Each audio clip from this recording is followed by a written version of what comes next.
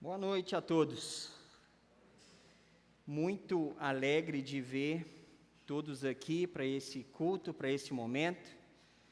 É uma alegria e grandes respostas de oração para mim nessa noite termos aqui mais pessoas passando por aqui, além de mim, né? Tem mais pessoas participando, pastor Silvino aqui fazendo a abertura. Tendo os irmãos da ação social a pleno e todo vapor, servindo, colocando sua energia, seu tempo, sua disponibilidade para Deus. Isso é muito bom. E é uma alegria gigante estarmos aqui nessa noite, para esse momento. Todos que chegaram, que a gente agora possa aproveitar, ter esse momento na presença de Deus. Nós estamos um pouco atrasados hoje, infelizmente, nossa internet deu aquela desmaiada, né? Aí a gente estava tentando resolver para colocar a transmissão no ar, não deu. E a gente vai colocar o culto, está sendo gravado, a gente coloca ele no YouTube depois. Mas isso atrasou um pouco. Mas a gente sabe, né? Acontece imprevistos nas melhores famílias, nas melhores comunidades. Não seria diferente aqui. E nós estamos hoje fazendo a última parte de uma reflexão que nós começamos semana passada. Nós estamos falando sobre o fim da história.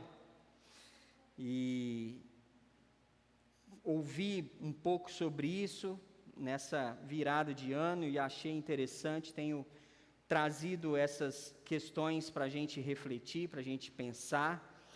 Nós sabemos o fim da história. Nós começamos semana passada falando do fim da história, dando aquele famoso spoiler, né? aquela informação antecipada. E como eu mencionei, quem sabe o fim da história tem cara e faz cara de quem sabe o fim da história, não é verdade? A gente já sabe o que vai acontecer. E a gente sabe o fim da história. A gente estava lendo ali Apocalipse, vamos ler novamente, Apocalipse 17, versículos 12 ao 14, para a gente sintonizar e relembrar aqui o que nós começamos a falar semana passada. Apocalipse 17, do versículo 12 ao 14.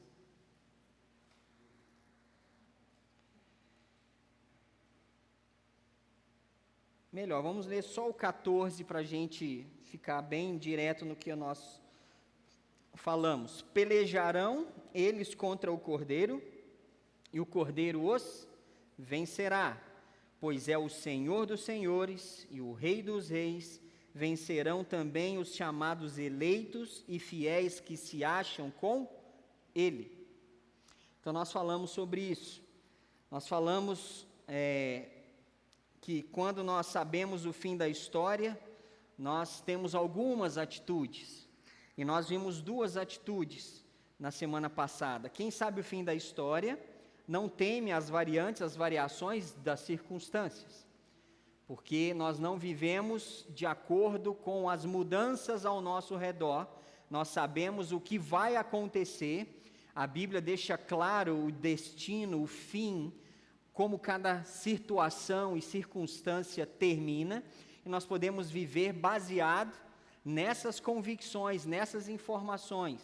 Nós não vivemos baseado nas circunstâncias, nas transitórias circunstâncias. Nós falamos disso semana passada.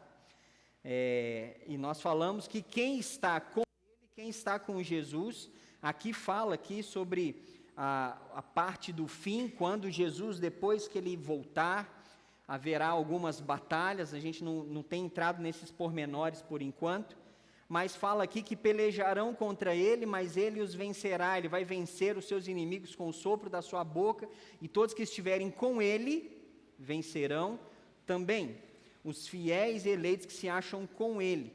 Então nós falamos que eu sei o fim da história, eu preciso estar com ele para finalizar bem, terminar bem, ter o final bem, melhor como eu deveria, como eu espero.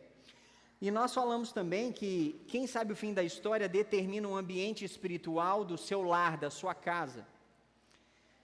Nós não andamos com medo, nós não ficamos aí à mercê das coisas e das circunstâncias. E como nós falamos, esse novo ano que está começando, que já está finalizando o primeiro mês, hoje é o último domingo de janeiro, né? E nós começamos com Ele, vamos passar esse ano com Ele, porque se estivermos e permanecermos com Ele, vamos vencer. E essa é a questão que nós abordamos. E hoje nós vamos ver mais algumas coisas relacionadas a quem sabe o fim da história. Em terceiro lugar, quem sabe o fim da história tem visão da eternidade e não pensa só no aqui e agora. Nós fazemos, às vezes a gente faz conta só pensando nessa existência. E as contas são diferentes no reino de Deus. A gente sabe disso. Nós fazemos contas aqui. Para aqui, no nosso mundo, no nosso âmbito, na nossa realidade, 2 mais 2 são 4, né?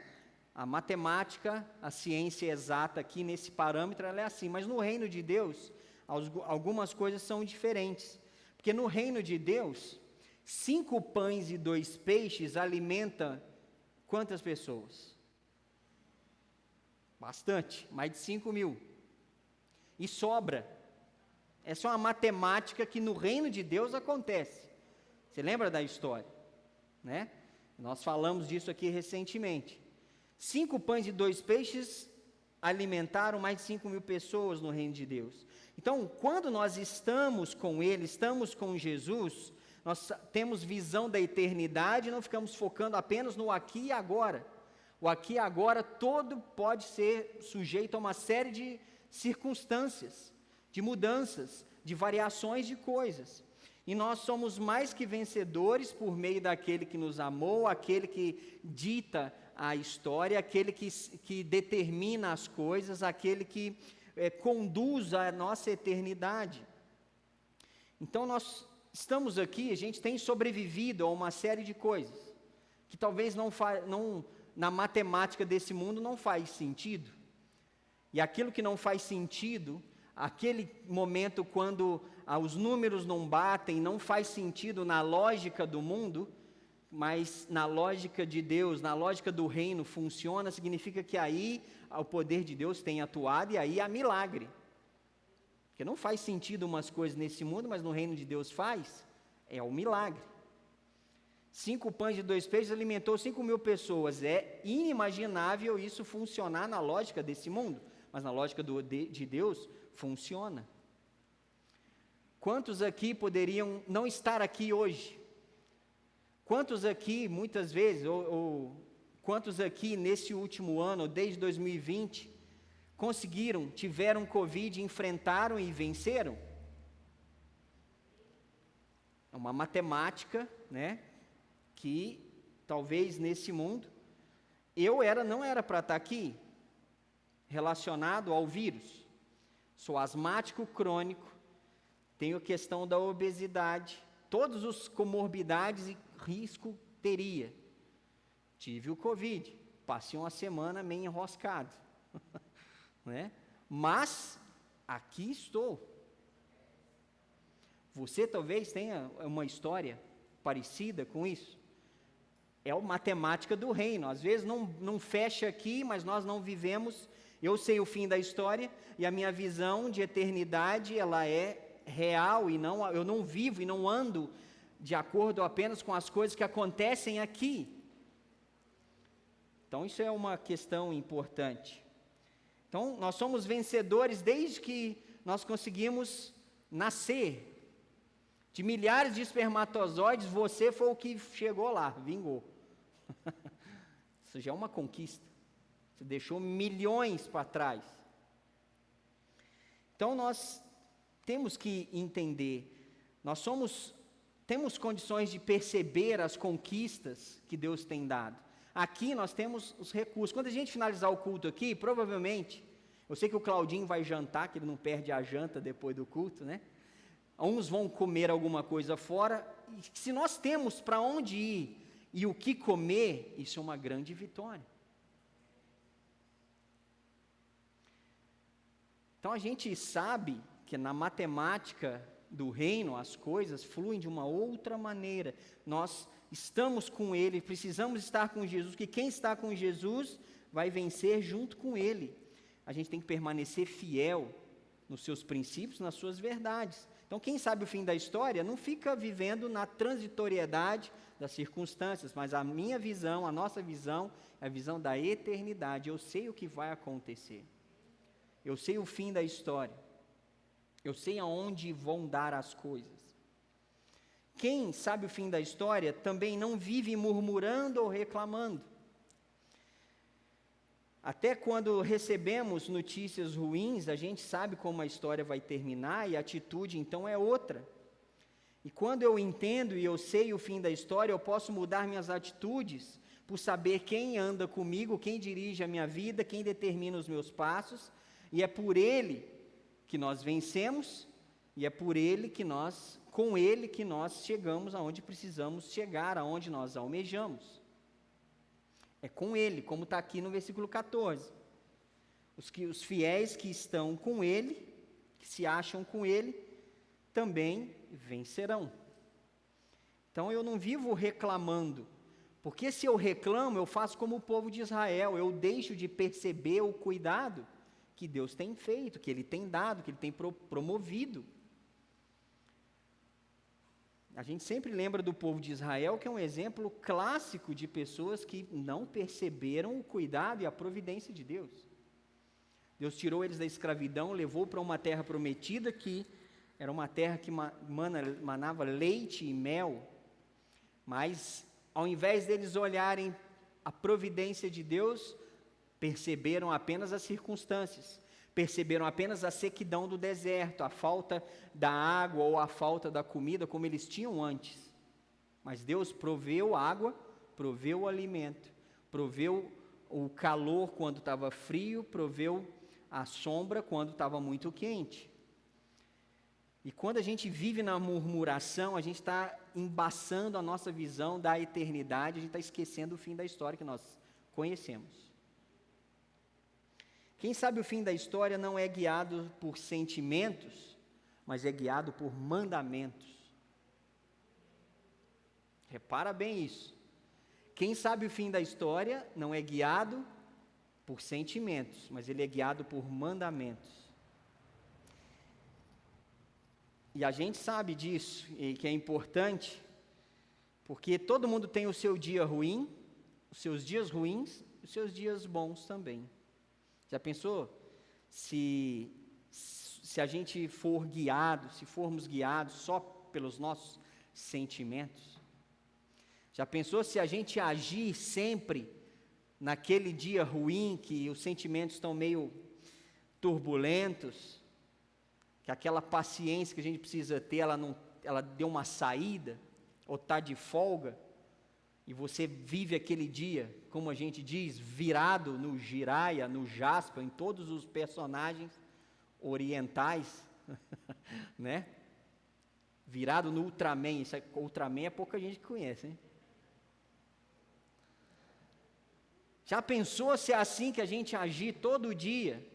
Mas como eu sei o fim da história, eu não sou guiado por esses sentimentos, eu sou guiado por mandamento. Porque quando eu sou guiado por mandamento, eu me controlo. O Espírito Santo me dá uma oportunidade de exercer uma coisa chamada domínio próprio. Eu me controlo. Eu controlo o que eu falo, eu controlo o que eu penso, eu controlo o que eu faço. Porque eu sei o fim da história. Eu sei que eu vou prestar conta de tudo um dia. Eu sei que eu vou prestar conta do que eu falo, do que eu faço, e das minhas ações e das minhas omissões. Então eu preciso, quando eu sei o fim da história, eu não sou guiado por esse tipo de sentimento. Eu sou guiado pelos mandamentos. Por isso que eu tenho que estar com Jesus o tempo todo, porque é Ele quem vai me conduzir, me dirigir, me controlar, me orientar quando as coisas não estiverem no seu ritmo ou no seu equilíbrio normal. Mas se eu sei o fim da história, e eu sei o fim da história porque eu li, eu conheço, eu tenho em mente a história, como tudo vai finalizar, então eu sou guiado por isso que eu sei e não por aquilo que eu sinto. Quem sabe o fim da história não teme as más notícias. Tem um versículo que eu gosto muito, segura o seu lugar em Apocalipse, lá em Salmo 112, 7. Eu gosto muito desse versículo. É um versículo muito útil atualmente. Salmo 112, 7. Ele diz o seguinte: não se atemoriza de más notícias. O seu coração é o quê? É firme, confiante no Senhor. E o versículo 8, a primeira parte diz: o seu coração bem firmado não teme, não tem medo. Então o Salmo 112, 7 fala que eu não temo más notícias, eu não tenho medo das más notícias. A gente não precisa gostar das más notícias, mas a gente não precisa ter medo delas. E uma pessoa com medo é triste porque ela paralisa, ela não vive, ela não desfruta, porque ela está sempre com medo do pior acontecer. E como Jó disse, Jó certa vez disse o seguinte, nós falamos para não viver com medo, que é um problema, viver com medo, porque Jó disse o seguinte: aquilo que eu mais temia, me sobreveio. Quanto mais medo, quanto mais temerosos ficarmos, mais probabilidade daquilo que a gente tem medo acontecer. Então, eu não fico com medo das más notícias, porque eu preciso ter um coração firme, eu preciso estar com Ele, estar com Jesus, porque se eu estou com Ele, eu vou vencer, e as circunstâncias adversas acontecem, e Deus em nenhum momento Ele vai isentar as pessoas, vai isentar os seus filhos, isentar as pessoas de más notícias. A questão é que Jesus, Deus caminha conosco em meio a essas más notícias que acontecem. Já pensou se Deus nos livrasse de todas as más notícias? Todos se converteriam por conveniência. É só eu ser crente que nada vai acontecer comigo. Não quero ser assaltado, viro crente. Meu carro não vai bater nunca, é só virar crente. Nunca vou ter uma doença, só virar crente. Era muito conveniente assim, né? Já pensou dono de seguradora?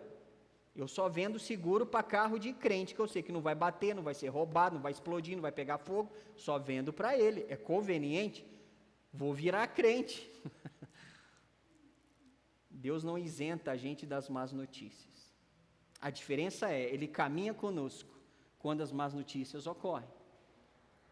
Ele está conosco se nós estivermos com Ele. Então, a gente não precisa ter medo das más notícias, ou ficar morrendo de medo.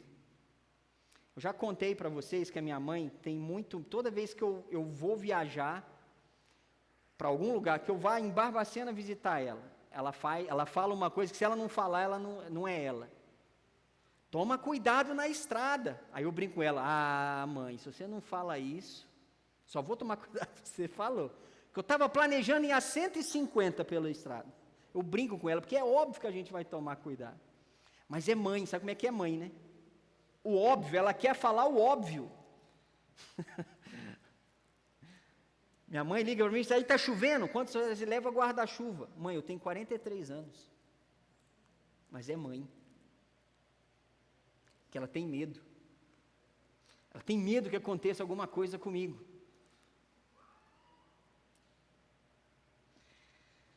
Mas eu não posso viver com medo daquilo que pode acontecer, senão eu não vivo.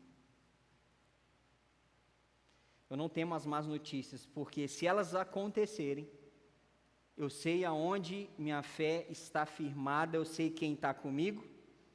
Como nós já falamos semana passada, em Mateus 28, 20, Jesus diz: eis que eu estou com você todos os dias até a consumação dos séculos. Eu sei que Ele está comigo, eu sei que eu estou com Ele, e por isso eu não preciso ter medo. Então eu sei o fim da história, por isso eu não temo más notícias. Se eu sei o fim da história também, eu vou rir diante do futuro. Lembra de Provérbios 31, 25, falando da mulher virtuosa? Olha que interessante que ela fala, Provérbios 31, 25.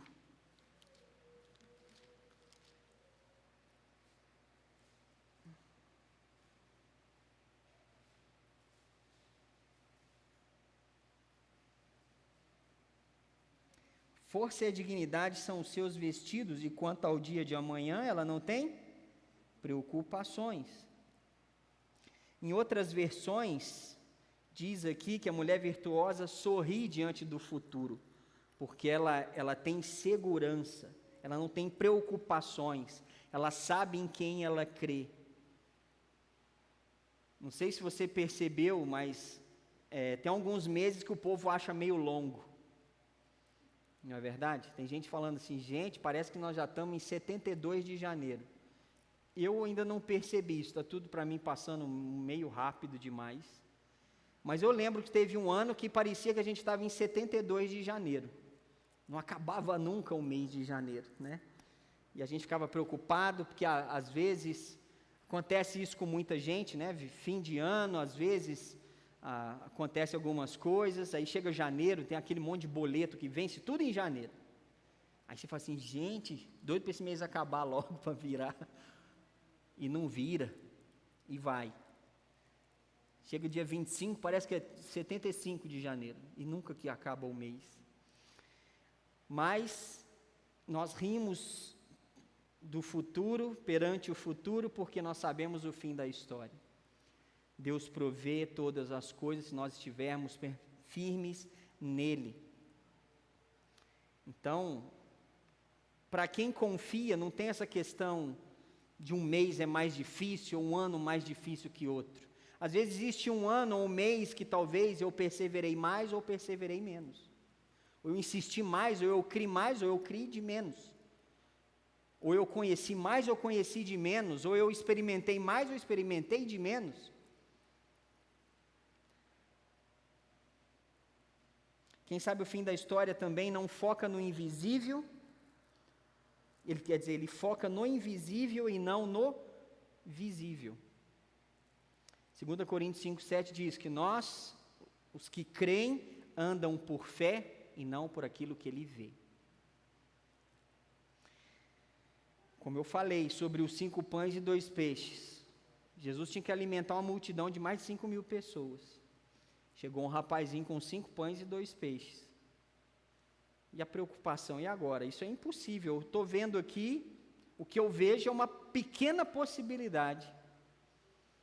Mas as pequenas possibilidades para nós, nas mãos de Deus, tornam-se possibilidades magníficas, grandiosas, porque é no poder do invisível, daquilo que a gente às vezes não consegue explicar, por isso que é a fé, porque a fé é a certeza de coisas que eu espero, a convicção de um fato que eu não vejo, por isso que eu tenho que focar nessas coisas, não nas questões transitórias daqui. Então, quem sabe o fim da história foca no invisível, quem sabe o fim da história foca no invisível e não foca no visível. Quem sabe o fim da história vive o contentamento. Lá em Filipenses 4, Filipenses capítulo 4, fala algo bem interessante ali, versículos de 11 a 13. Filipenses 4, de 11 a 13. Digo isto não por causa da pobreza, porque aprendi a viver contente em toda e qualquer situação. Tanto sei estar humilhado, como também ser honrado. De tudo e em todas as circunstâncias já tenho experiência, tanto de fartura como de fome, assim de abundância como de escassez. Tudo posso naquele que me fortalece. Eu posso em quem? Nele. É isso que falou lá em Apocalipse. Os que estiverem com ele, vencerão. Tudo eu posso naquele que me fortalece, eu posso nele.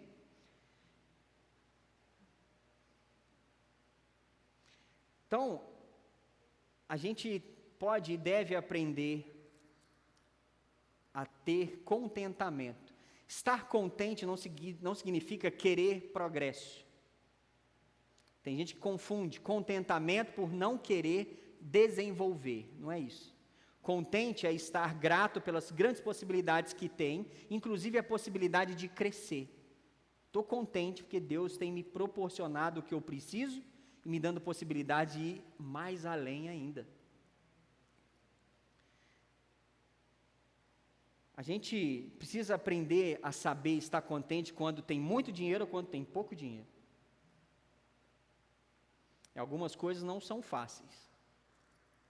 Cada um aqui tem a sua história de vida. E eu já contei para vocês que quando eu e a Edneia, a gente se casou lá em 2003, que a gente foi para Carandaí, dirigir a igreja lá, e a gente começou, a igreja tinha uma turma, tinha um grupo de 35 pessoas. Quando o pastor antigo saiu, no primeiro culto, depois que ele não estava lá, e nós estávamos lá, todo mundo animado, a gente animado, no primeiro culto tinham 3 pessoas. Dos 35, 32 foram embora. E aí, o recurso totalmente limitado, a carne que a gente quando podia comer no almoço era bife de hambúrguer de promoção do mercado de 19 centavos. Foi um tempo difícil. A gente aprendeu a viver naquela situação. E de muitas e boas maneiras a gente aprendeu a estar contente, porque Deus nunca deixou de suprir. Até o bifinho de hambúrguer da promoção, a gente teve. O nosso hambúrguerzinho sempre nos acompanhou, né? Hoje são situações diferentes, hoje a gente tem melhores possibilidades, né? Pessoa contente, ela sonha ao mesmo tempo que ela está feliz com as conquistas que ela já teve. Eu lembro quando eu tinha 19 anos, eu tive meu primeiro carro, que foi um Fusca 78, tinha a minha idade, Fusquinha branco. Depois eu tive uma Paraty 86, depois eu tive uma Caravan 80, tive uma Brasília 82, tive um Uno 2001, um Uno 2002, e hoje eu tenho o Ideia 2012. Nunca tive um carro zero. Todos os carros me levaram para onde eu precisei levar. Sempre estive contente com essas possibilidades. Se um dia Deus quiser me dar um carro zero, glória a Deus, terei. Não sou daqueles assim, não, mas tá bom, tá ótimo, mas se Deus quiser que eu tenha, eu abrir a porta, teremos, amém? Teremos.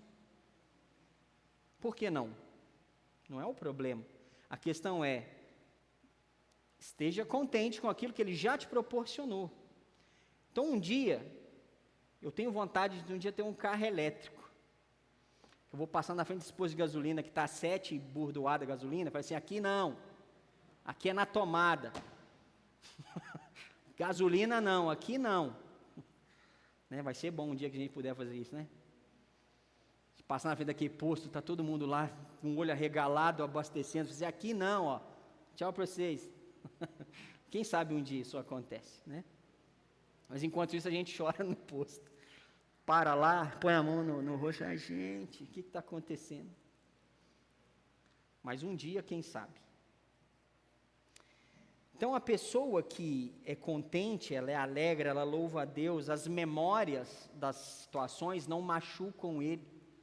São memórias que ele traz o aprendizado, ele conduz bem essas memórias, ele tira, como diz lá em 1 Tessalonicenses, fala assim, a pessoa criteriosa, aquela que está com Deus, ela julga todas as coisas e só retém o que é bom.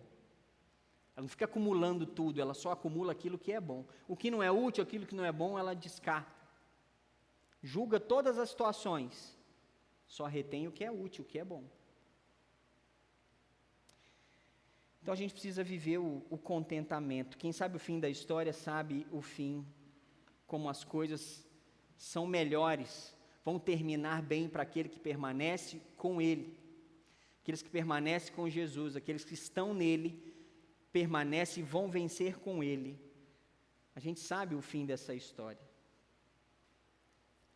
Então quando a gente lê aqui Apocalipse, vê que um dia Jesus vai voltar, os inimigos, o mal, a morte, Satanás, os seus demônios, todos vão guerrear contra Jesus, e Ele os vencerá com o sopro da sua boca. Esse é o fim da história.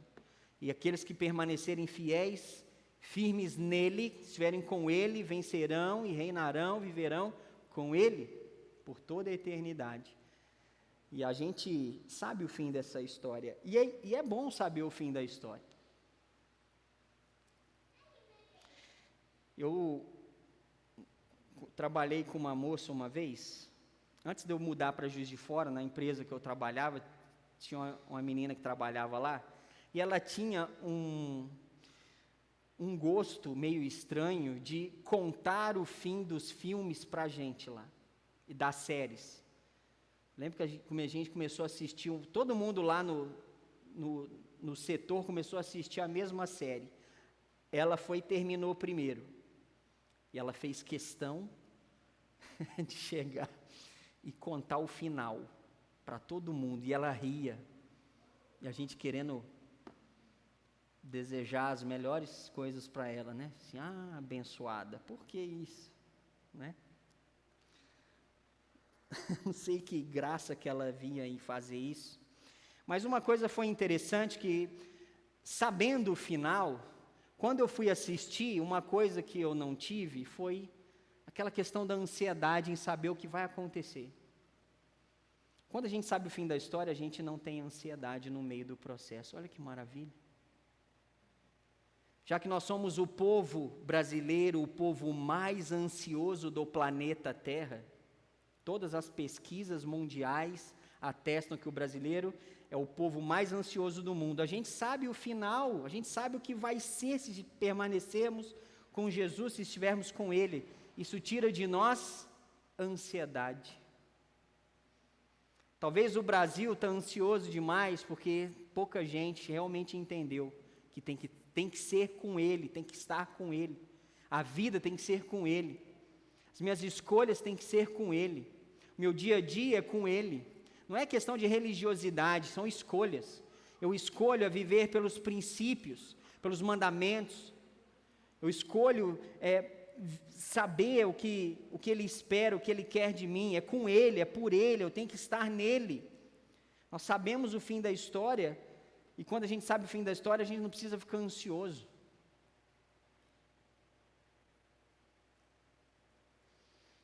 Porque a ansiedade é porque a gente não sabe o que vai acontecer depois. Aí gera ansiedade. Eu não tenho controle da situação, eu não posso controlar o futuro que vai acontecer, e isso me deixa ansioso, porque eu não sei o que vai acontecer. Mas se estivermos com Ele, a gente sabe o que vai acontecer. A gente tem toda essa informação. Então a única coisa que a gente precisa saber e ter certeza hoje, não sei se você conseguiu assimilar ou guardar o que nós falamos sobre isso semana passada, e de tudo que você ouviu aqui até agora, se você guardar só isso, uma coisa que você precisa saber e precisa ir embora com essa informação hoje é simplesmente o seguinte: você tem e precisa estar com Jesus. É com Ele. Com Ele a gente vence. Tudo podemos nele que nos fortalece. Ele está conosco no meio das más notícias. A gente não vive baseado na transitoriedade das situações, mas nós vivemos nele, confiamos nele. Quem está com Ele tem todas as coisas. E eu ouvi novamente essa história recentemente, e eu queria compartilhar com vocês para a gente finalizar. Na Segunda Guerra, ali na Alemanha, a Alemanha sendo os aliados, né, contra as tropas nazistas alemãs ali, Hitler se viu encurralado pelos russos na Segunda Guerra e ele perdeu muitos exércitos.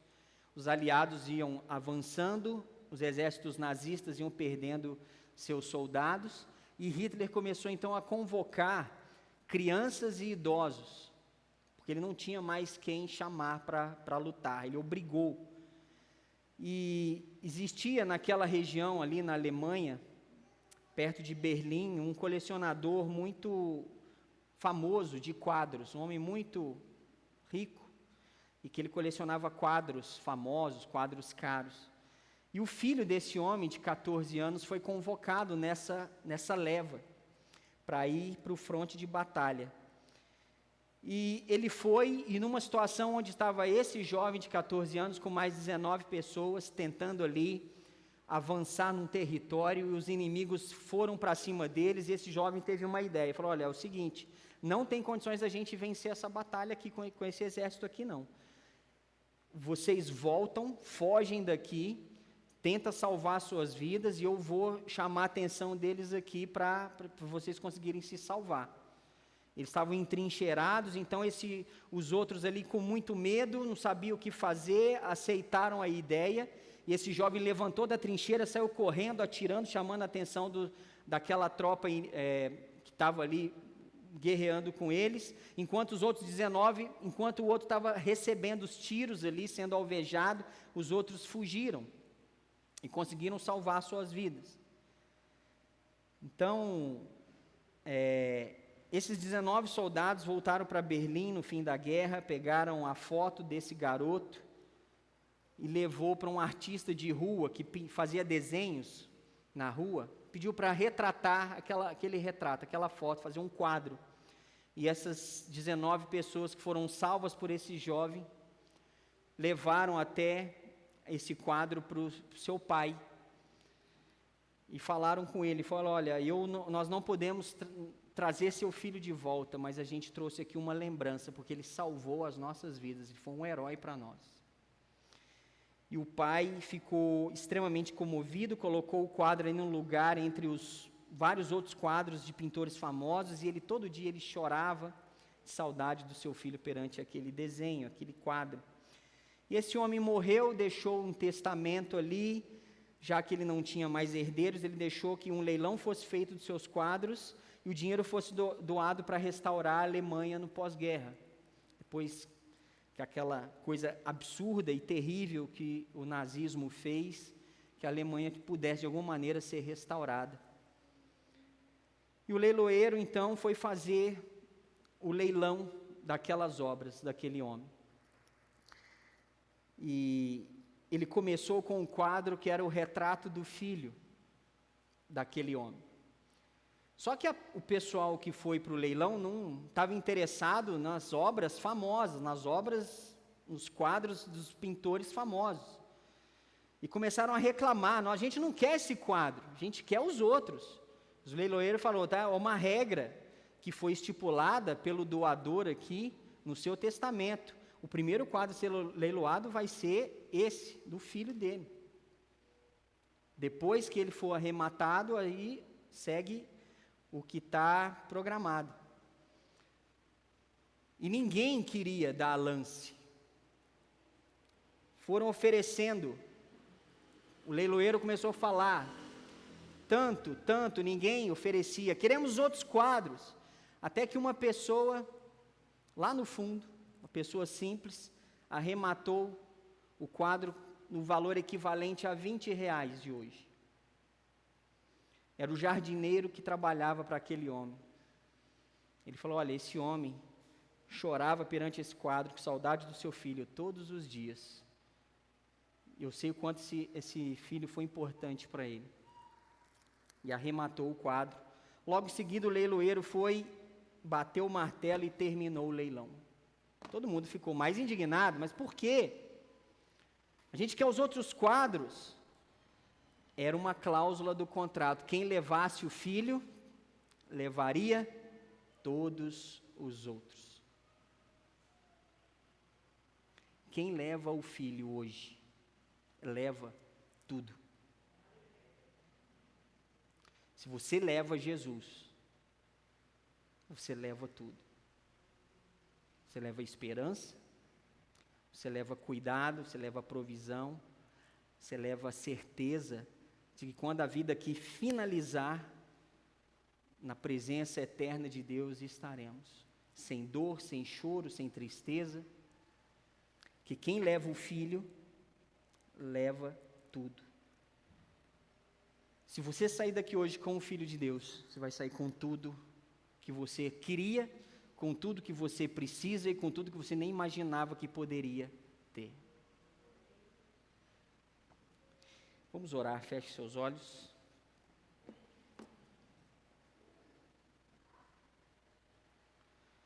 Senhor Deus, em nome de Jesus, nós colocamos cada um aqui na tua presença.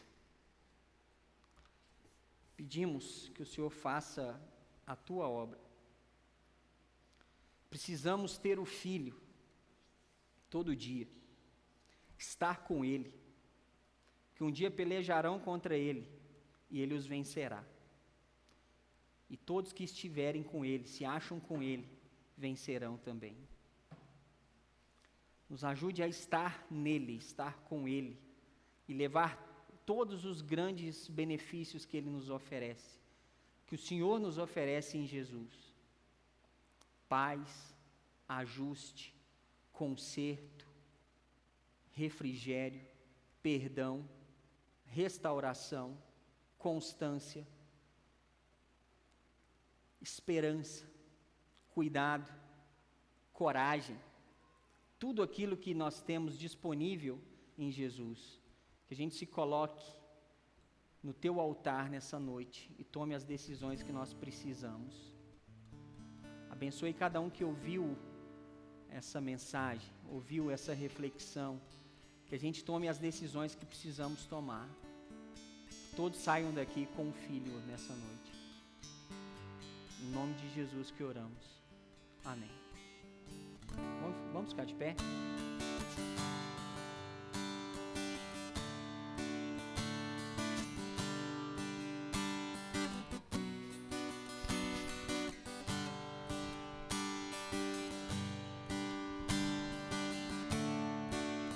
Quebrantado e ferido está, oprimido pelo seu pecar, Jesus te chama.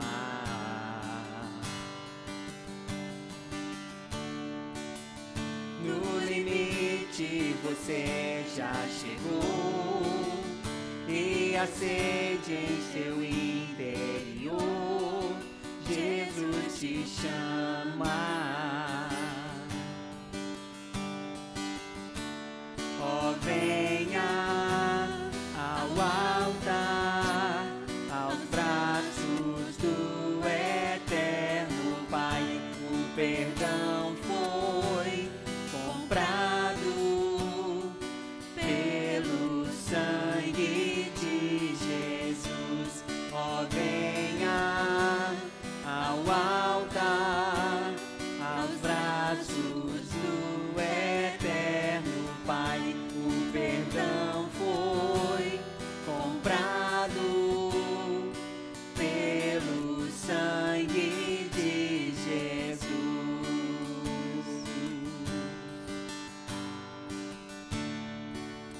Deixa a culpa e o engano para trás. Venha hoje, não há o que esperar, Jesus te chama.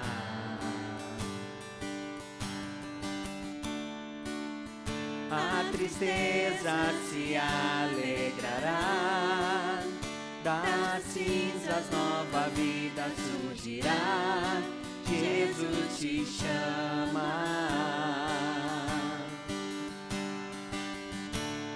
Ó, venha ao altar, aos braços do eterno Pai. O perdão foi comprado pelo sangue de Jesus. Ó, venha ao altar, aos braços do eterno Pai. O perdão foi comprado pelo sangue de Jesus.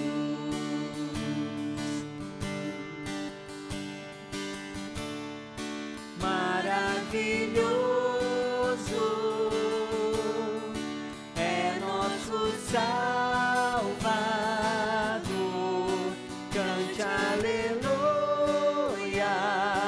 Cristo vive,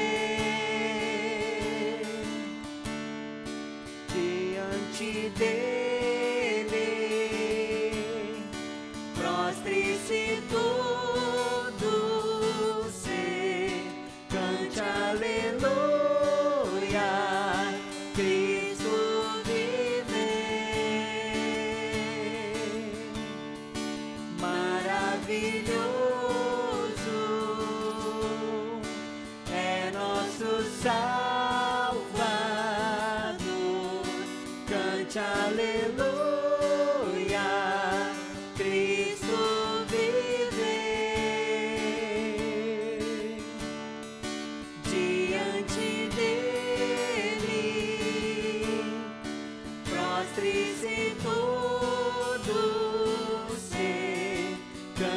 aleluia, Cristo vive.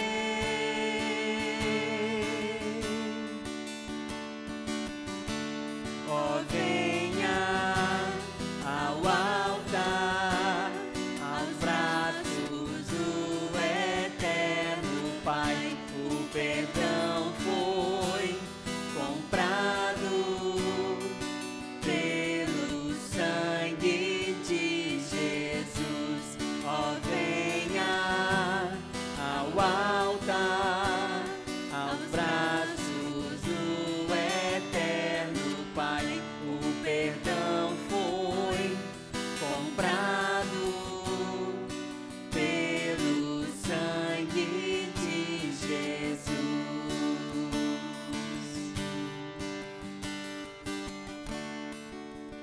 Tome a cruz e a coroa herdará.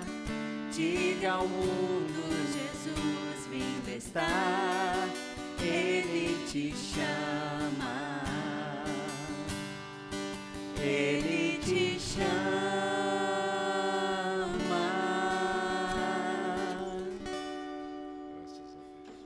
Amém. Nós vamos ter uma oração para finalizar. E se você quiser resolver essa questão de estar com Jesus, sair daqui com Ele, fala comigo depois. Você pode fazer a sua oração de entrega, convidar Jesus para realmente estar contigo, ser o seu Senhor, ser o seu Salvador. E você realmente estar e ser com Ele todos os dias, ter todos os benefícios, todas as bênçãos que Ele oferece. Quem leva o Filho, leva tudo. Lembre disso.